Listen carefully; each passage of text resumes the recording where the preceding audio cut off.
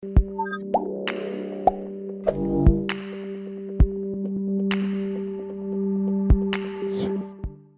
noite, Exponentials. Eu sou o Thiago Fernandes.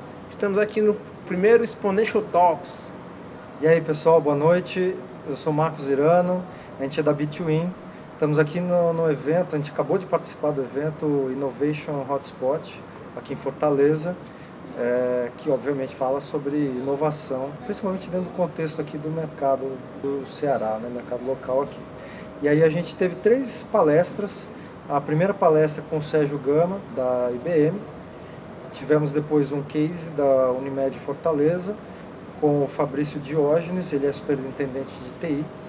E por fim tivemos aí o Cássio Germano, o que as pessoas não contam sobre liderança, foi o tema da fala dele. E legal, Marcos, pessoal, que a gente teve um evento com um quórum muito grande, né? Com um dia de semana, então a gente teve casa cheia. Então é legal saber que o tema inovação está movimentando o ecossistema local aqui em Fortaleza. Só para ter uma ideia, a gente tem algumas imagens aí do espaço, né? Eu imagino aqui que deveria ter umas 500 pessoas. Então, isso para o padrão daqui de Fortaleza é um número grande. Então foi legal que o pessoal está interessado, veio ver.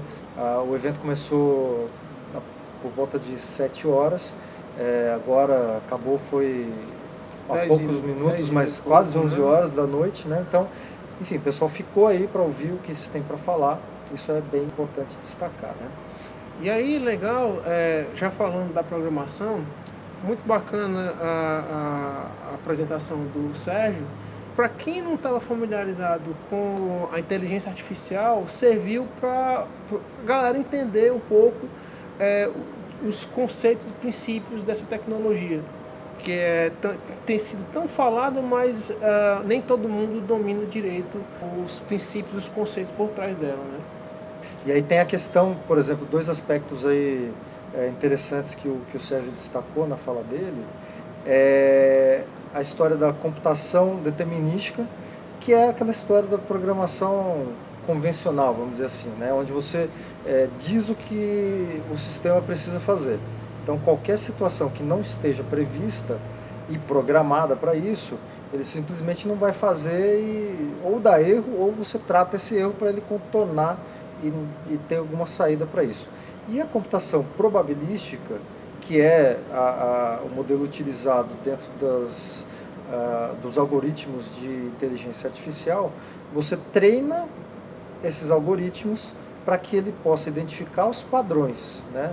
E aí qual é a probabilidade daquele determinado padrão ser aquilo que se espera dentro do objetivo dessa cognição. Então, por exemplo, você vai ter lá um sistema que identifica gatos.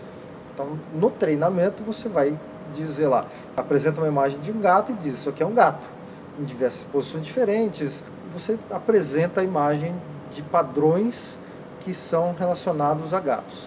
Você apresenta outras imagens informando para esse algoritmo, dizendo, isso aqui não é um gato.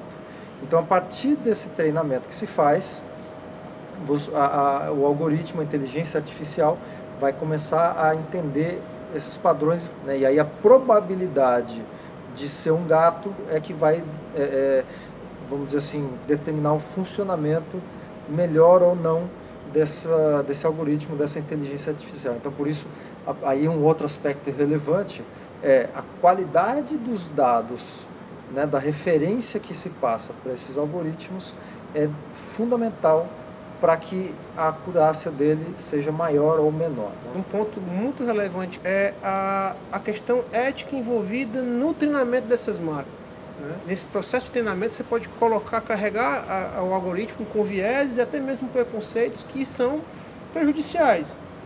Situações, por exemplo, de seleção de emprego baseado em perfil de rede social.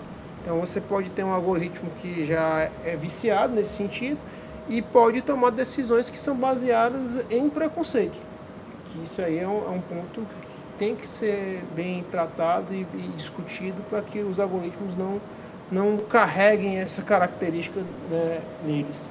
Um dos maiores desafios que se tem hoje para neutralizar esses aspectos que podem ter tendências baseadas em tendências de preconceito ou de julgamentos que são praticados aí pela própria avaliação dos próprios humanos, né? E para concluir esse ponto dessa parte 1, isso vale não só para a inteligência artificial, mas para qualquer tipo de tecnologia. As tecnologias, elas são carregadas de valores por quem as desenvolve. Então, invariavelmente quem desenvolve tecnologia vai levar valores os quais ela acredita para aquela aplicação. E engana-se quem acha que tecnologia não molda a sociedade e vice-versa. É um processo de mão única. Um molda o outro. E principalmente agora, com o desenvolvimento das tecnologias exponenciais, tem se dado de maneira tão rápida, com um impacto tão absurdo que a gente tem experimentado todos os dias. Então, a segunda parte, então, a gente teve a apresentação de um case da Unimed Fortaleza com aplicação de dois chatbots, né? Um para atendimento ao cliente e outro para atendimento tanto dos cooperados como do RH. Isso foi aplicado aqui dentro da Unimed Fortaleza pelo website com a Roberta, né, que é o nome que foi batizado aí o chatbot para atendimento aos clientes, né? E aí tem a Iris, que é a que faz o atendimento dos cooperados e dos funcionários da Unimed Fortaleza, né? O que é legal, isso evidencia já um movimento claro e real de um processo de transformação digital nas organizações aqui, né, no mercado local. Então, claro, começa com esse tipo de aplicação e aí você vai indo para a organização como um todo. E aí é um processo árduo, um processo que a gente sabe que quem trabalha no tema tem escrito muito sobre isso, né? O John Hagel, e é um processo bastante difícil, principalmente para empresas que nasceram numa era anterior à que nós vivemos.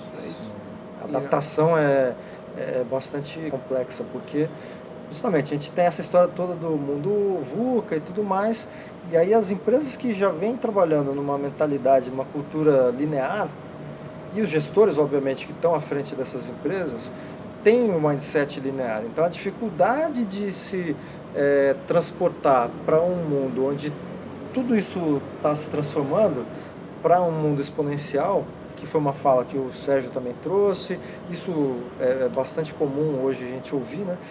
É um desafio enorme para os gestores, né?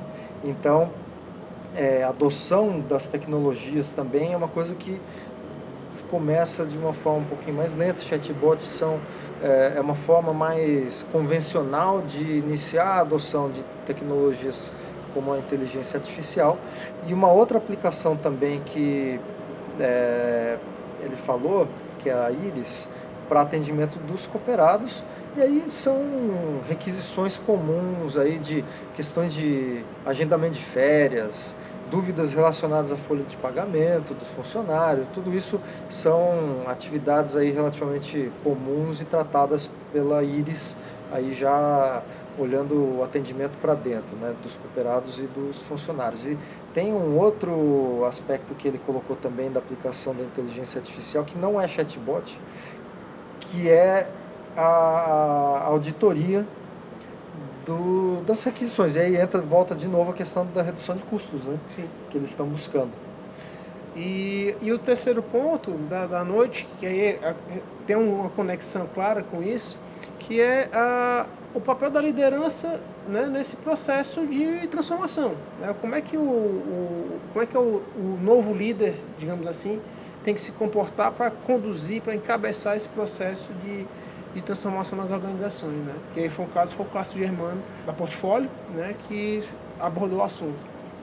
Exatamente. E aí, alguns aspectos que ele trouxe aí que são interessantes, um estudo que ele apresentou que foi uma pesquisa global em 142 países, e um número que chamou muita atenção é que é uma pesquisa voltada para grau de engajamento de funcionários com a empresa, e um dos resultados que essa pesquisa trouxe foi de 24% dos funcionários em 142 países está desengajado com as empresas onde eles trabalham, isso é, completamente desconectados. um em cada 4 está desconectado com a empresa, não tem compromisso, mas está lá. Então, imagina o grau de improdutividade, de ineficiência que isso traz. E, óbvio, isso é um papel da liderança, né? Porque, de novo, se você pensa aí a questão dessas transformações do contexto, de comportamento humano, né? Da geração X, geração Y, os baby boomers, né? Os millennials, enfim, é uma mistura grande de realidades e de contextos onde as pessoas cresceram, que gera um choque de cultura muito grande. E num ambiente que ninguém está entendendo o que está acontecendo. Então, você junta tudo isso e você cria uma situação que você precisa ter uma abordagem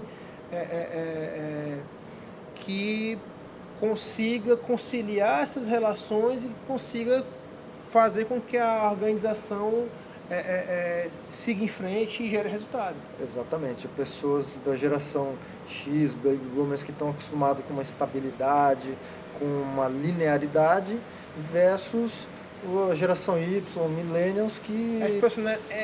Exponencialidade na venda. Exatamente. Eles estão acostumados com mudança o tempo todo e pessoas dinâmicas, né? Quer dizer, teoricamente isso é uma qualidade, porque torna as pessoas mais adaptáveis e flexíveis, mas ao mesmo tempo também tem um desafio, porque essas mesmas pessoas acabam tendo que ter um grau de engajamento e de alinhamento de propósito muito grande, porque senão eles não se identificam e simplesmente se desconectam e vão buscar outra coisa.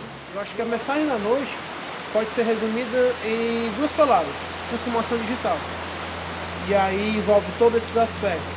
Você começa através de um mindset digital, das pessoas, começando das lideranças, entenderem que é necessário a organização passar por esse processo para que ela possa sobreviver nesse ambiente de disrupção, e aí partindo da incorporação dessas tecnologias, de todo o processo de fazer a organização caminhar em direção a essa transformação. É isso mesmo. E a cultura, né?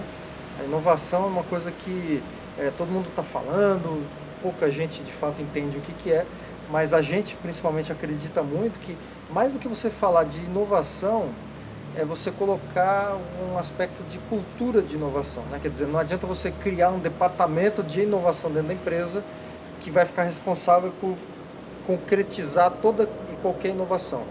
Na realidade, isso tem que ser uma coisa que tem que estar dentro da cabeça de todos os funcionários da empresa, para que isso, quando identifica-se uma oportunidade de melhoria ou de uma brecha de negócio que se identifique, né?